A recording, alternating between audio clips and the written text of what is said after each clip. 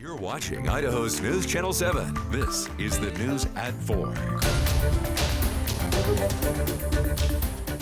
I was praying for a just verdict, and we got it.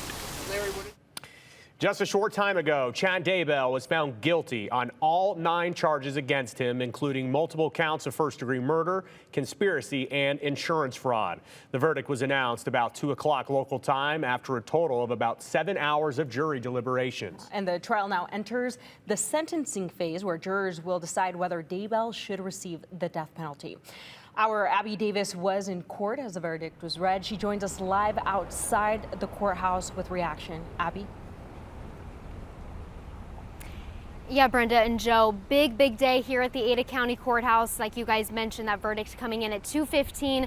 We've all been here all day waiting. We got here at 8 a.m. when the jury picked deliberations back up. They deliberated for about 2 hours yesterday, about 5 hours today, and we weren't really sure when the verdict came in. So actually the family members, some of the victims' family members got that email, that initial email that the verdict was in, and everybody was ready to go. They filed in. The courtroom was packed, about 100 people. Lots of law enforcement were there, some of who have testified in this trial, as well as, like I just mentioned, some family members of the victims, as well as Chad's brother. I also saw them. It's a little bit long, but we wanted to play for you the full moment where the clerk read the verdict. We, the jury, duly impaneled and sworn to try the above entitled action for our verdict, unanimously answer the questions submitted to us as follows. Question number 1. In regards to count 1 of the amended indictment, is Chad Guy Daybell not guilty or guilty of conspiracy to commit first-degree murder of Tylee Ryan and grand theft by deception? Guilty. Question number 2. In regards to count 2 of the amended indictment, is Chad Guy Daybell not guilty or guilty of first-degree murder of Tylee Ryan? Guilty. Question number 3. In regards to count 3 of the amended indictment, is Chad Guy Daybell not guilty or guilty of conspiracy to commit first-degree murder of Joshua Jackson Vallow and grand theft by deception? Guilty. Question number 4. In regards to count 4 of the amended indictment, is Chad Guy Daybell not guilty or guilty of first-degree murder of Joshua Jackson Vallow? Guilty. Question number 5. In regards to count 5 of the amended indictment, is Chad Guy Daybell not guilty or guilty of conspiracy to commit first-degree murder of Tammy Daybell? Guilty. Question number 6. In regards to count 6 of the amended indictment, is Chad Guy Daybell not guilty or guilty of first-degree murder of Tammy Daybell? Guilty. Question number 7. In regards to count 7 of the amended indictment, is Chad Guy Daybell not guilty or guilty of insurance fraud? Guilty. Question number 8. In regards to count 8 of the amended indictment, in regards to count 9 of the amended indictment, is Chad Guy Daybell not guilty or guilty of insurance fraud? Guilty. Dated this 30th day of May, 2024, and signed by the presiding juror. As you were watching there, you could see Chad really showed little to no emotion at all, and that's really been the case throughout this entire trial. I've seen him smile just a couple of times. That was also the case with the jury today. They were very neutral in the face, as well as people in the gallery, but that wasn't the case for everybody. We were actually told that we couldn't make really any sounds or show anything on our face, but you could see Larry Woodcock, JJ's grandpa, make a little fist, kind of like a celebratory fist, as the verdict was being read. And afterward, I was told that they went into the hallway. People were hugging each other.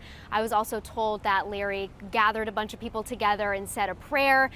They then, a little bit later, after court wrapped up for the day, we went back in to start the penalty phase, which I'll talk about in a moment. But once he walked out of the courthouse with Kay Woodcock, JJ's grandma, he talked a little bit about what that was like and what this entire trial has been like for their family. We, the jury, duly impaneled and sworn to try the above entitled action for our verdict, unanimously answer the questions submitted to us as follows. Question number 1. In regards to count 1 of the amended indictment, Is Chad Guy Daybell not guilty or guilty of conspiracy to commit first-degree murder of Tylee Ryan and grand theft by deception? Guilty. Question number 2. In regards to count 2 of the amended indictment, is Chad Guy Daybell not guilty or guilty of first-degree murder of Tylee Ryan? Looks like we didn't quite get that soundbite for you guys, but we'll have it a little bit later on at 6 p.m. Now we're in the penalty phase. The jurors and us in the gallery heard some of just the preliminary instructions. So the jurors, they're not done yet. They already had a big task figuring out if Chad was guilty or not. Now they have to decide if he deserves death or if he deserves life in prison. And they did say that they could hear some additional evidence, but this will be focused much more on who Chad was as a person. Brenda and Joe. All right, our Abby Davis reporting from the Ada County Courthouse. You can find all of her reporting on KTVB.com. We'll also check in with her later on in our newscast. Abby, thank you for the tremendous reports today. Speaking of courtrooms, more hearings are scheduled today in Moscow, Idaho, in the case of Brian Kohberger, the man accused of killing 4 University of Idaho students in November of 2022. In the first hearing, Kohberger's defense attorney questioned the Moscow Police Department's lead investigator in the case, mainly about cell tower information and a consultant who is working for the defense. It's all part of their strategy to compel prosecutors to release additional evidence to the defense team. Another hearing is planned for this afternoon, which will be behind closed doors. Prosecutors have charged Kohberger in the stabbing deaths of Ethan Chapin, Xander Kernodle, Madison Mogan, and Kaylee Gonsalves. This happened in an off-campus home in Moscow, Idaho. Prosecutors say that they will seek the death penalty if Kohberger is convicted. A suspect in a prison break-in shooting at St. Alphonsus is pleading not guilty to his charges. Nicholas Umpenauer made an appearance in an Ada County court yesterday for his plea hearing. The Ada County prosecutor's office confirmed Umpenauer stood silent when a judge read him his charges. The judge entered a not plea on his behalf, not guilty plea, that is. He is charged with 3 counts of assault or battery of an officer, use of a deadly weapon in commission of a felony, escape, unlawful possession of a firearm by a convicted felon, and a persistent violator charge. Umpenauer is accused of acting as an accomplice to inmate Skylar Mead. A trial date has been set for Umpenauer for October 21st. First at 4, today is the last day of school for 4 Nampa schools, which are closing for good. And our Abby Wilt joins us here on the news at 4 to tell us more about why the schools are closing and why that decision was made. Plus, where will students and staff go next year? Abby? Yeah, Joe, despite Idaho's population growth, schools in Nampa are seeing lower enrollment numbers, causing them to have to close 3 elementary schools and 1 middle school. Students showed up for the last day of school today at Snake River, Centennial, and Greenhurst Elementaries and West Middle School in Nampa. Last December, the district decided to close the 4 schools due to budgeting reasons and low enrollment. The district will go through a rezoning process in August to determine where students will transfer.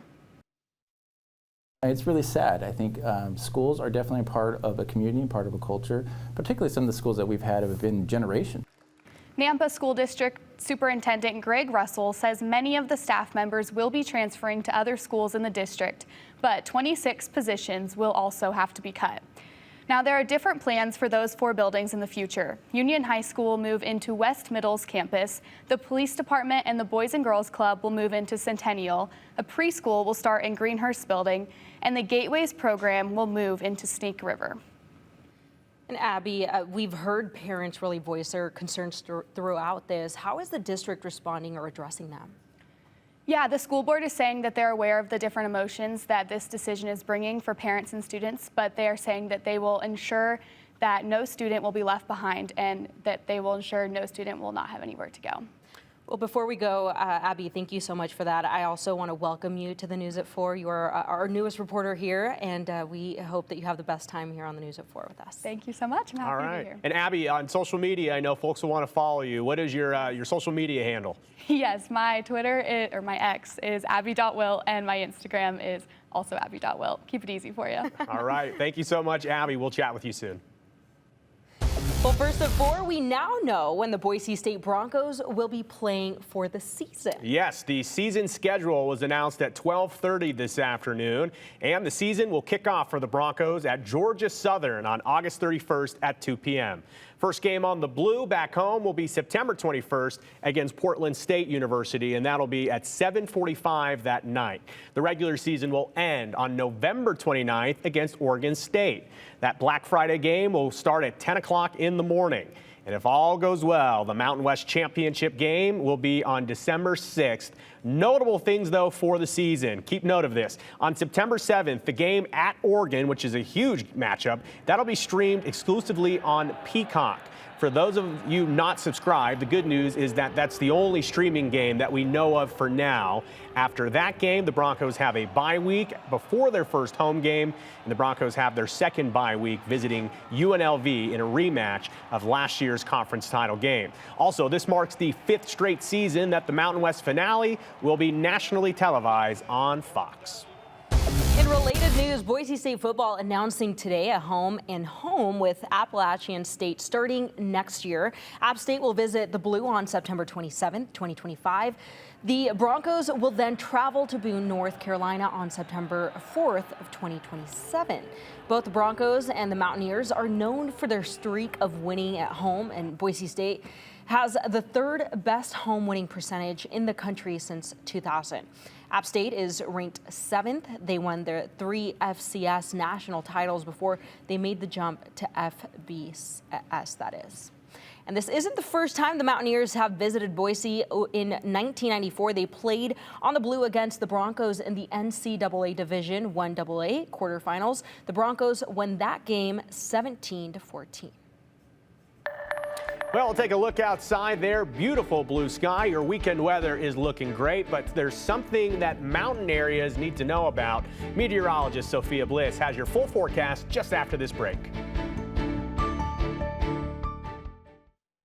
From News Channel 7, time for 7 First Alert weather. It's been another mild day today, but we have even warmer conditions on the way. Big warm up for tomorrow. We're jumping by about 10 degrees for our high temperatures, and things will get even warmer as we head into the weekend. Overall, making for some great weather to do some outdoor activities. Right now, you can see lots of blue skies across the area, and also a little bit of a breeze making those branches move in the trees. Winds right now 13 miles an hour in Boise, 67 degrees, and again, lots of sunshine. Here's how more of those temperatures are looking. You can see closer to the mid-60s for the Magic Valley, and in the mid to upper 50s for the mountains. And there's those breezy conditions as well, a little bit stronger over in the Magic Valley once again. So we have a really nice next few days ahead of us. So that means for tomorrow, again, we're jumping by about 10 degrees, so almost 80 degrees for tomorrow with lots of sunshine, calmer winds.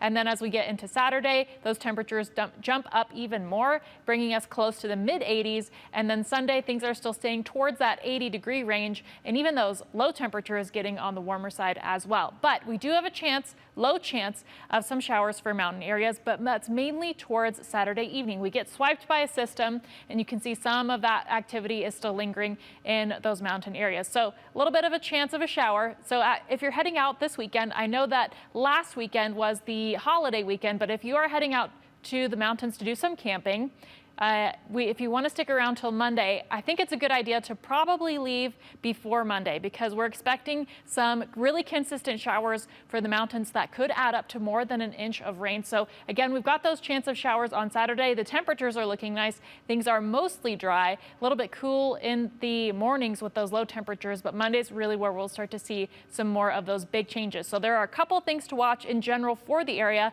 as we look for the next few days. Monday in particular is when we're expecting the rain to be moving in the mountains. We'll have some of those lighter accumulations expected in valleys as well. And then looking very much forward to next Thursday, we have a stretch of more hot days ahead where we're looking to see some of those temperatures reach 90 degrees or exceed 90 degrees for several days in a row. So those are some of the things we'll be watching. Other than that, though, tomorrow looking absolutely pleasant across the region. You can see a lot of those 60s and 70s for those mountain areas for our high temperatures. Still starting out on the cool side in the morning, so still close to that freezing mark. But again, warming up really nicely into the afternoon. And we even have lighter winds tomorrow. So things just looking really pleasant, at least for the next few days. Again, Saturdays where we have that chance of showers in the mountains. It's a pretty low chance, but could still be worth watching with a little bit of a shower. And then Mondays where we start to see more of the scattered showers, you could see those temperatures continue to fluctuate. And then you can see the end of your 7-day forecast is where we're starting to see those hot temperatures come into view. And again, after Thursday and forward, we're looking at a very hot stretch. So we will continue to track that for you. And we'll have more of the news at 4 coming up after this.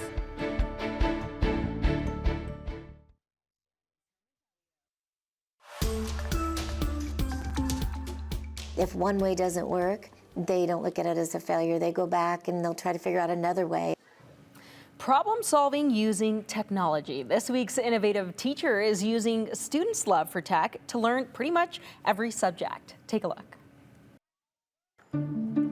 Lots of tears on the last day of school. It's a safe place. School might be out for students at Galileo STEM Academy. Oh, they love it. But they will hold on to the lessons they learned in Mrs. Gina Quidd's classroom. We are learning literally every second that we are in the classroom.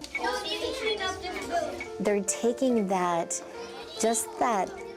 growth mindset. Working on the bottom now. A growth mindset that includes problem solving. Right, even if it doesn't work the first time, I can go back and iterate, and it's not a failure. We just found one way that doesn't work. With subjects that involve almost anything, sometimes it's out of this world. We tie in a lot of NASA lessons, and we bring in space, with science, with math, with social studies. With a twist of technology. I love to integrate technology and educational technology into every subject. Literally every subject. The kids are coding robots to write stories. They are creating videos for assessments of stories that we've read. The kids are doing mathematics with robots, social studies and science. We integrate a lot of space science and history through the use of educational technology tools. And as for the students? They love it. It's just controlled chaos in here all the time. Gina says using robots for pretty much anything is a concept that they're pretty much used to. They truly are coding and technology natives. They've never known a world without it, and they have no fear. It's a common trend she's seen in her 20 years of teaching.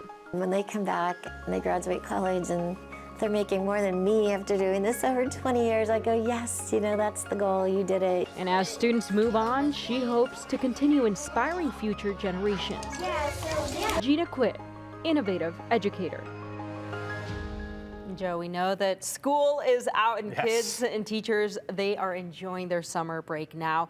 So unfortunately, this is the last innovative educator we'll see until the next school year. Yeah, we'll take a summer break too. And educators, if you would like information on submitting an application for a classroom grant for next year, you can visit capedfoundation.org. Yeah, and if you'd like to nominate an innovative educator for us to feature, they are still welcome. Just email us at innovativeeducator@ktvb.com and tell us how they are going above and beyond.